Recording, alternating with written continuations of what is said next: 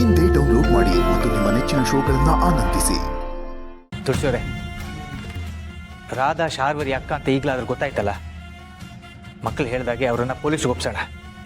ಇಷ್ಟು ದಿನ ಯಾಕೆ ಏನು ಗೊತ್ತಿಲ್ಲದಿರೋ ಥರ ನಾಟಕ ಆಡ್ತಿದ್ರು ಅಂತ ಅಲ್ಲೇ ಹೇಳಿ. ರಾಧಾ ನಾಟಕ ಮಾಡ್ತಾ ಇಲ್ಲ, ಅವರು ನಿಜವಾಗ್ಲೂ ಮುಗ್ದೆ.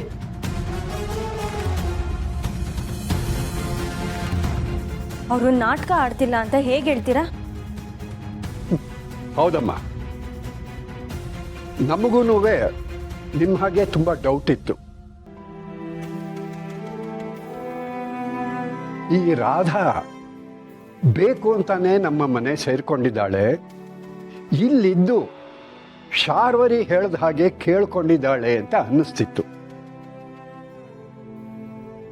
ಅದಕ್ಕೆ ನಾನು ತುಳಸಿ ರಾಧಾನ ಬೇಕಾದಷ್ಟು ರೀತಿಯಲ್ಲಿ ಪರೀಕ್ಷೆ ಮಾಡಿದ್ವಿ.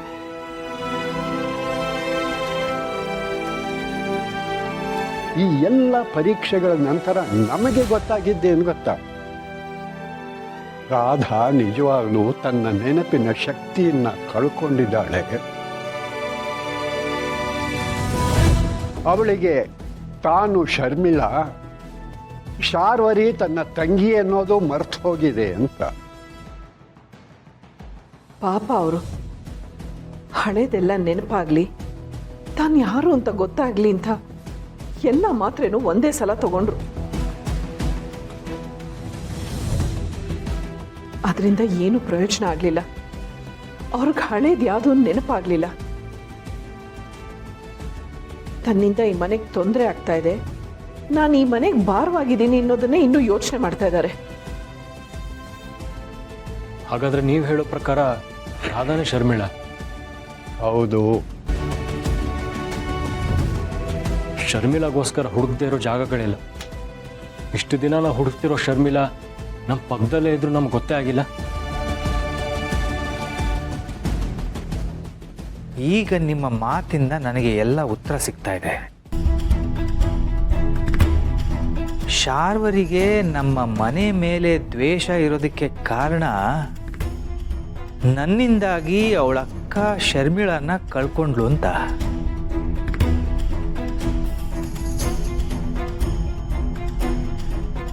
ಈಗ ಶರ್ಮಿಳಾ ಇರೋ ವಿಷಯ ನಾವು ಶಾರ್ವರಿಗೆ ಹೇಳಿ ಇವ್ರನ್ನ ಅವಳಿಗೆ ಒಪ್ಸಿದ್ರೆ ನಾವು ನಮ್ಮ ಮೀರಾನ ವಾಪಸ್ ಕರ್ಕೊಂಡು ಬರ್ಬೋದು.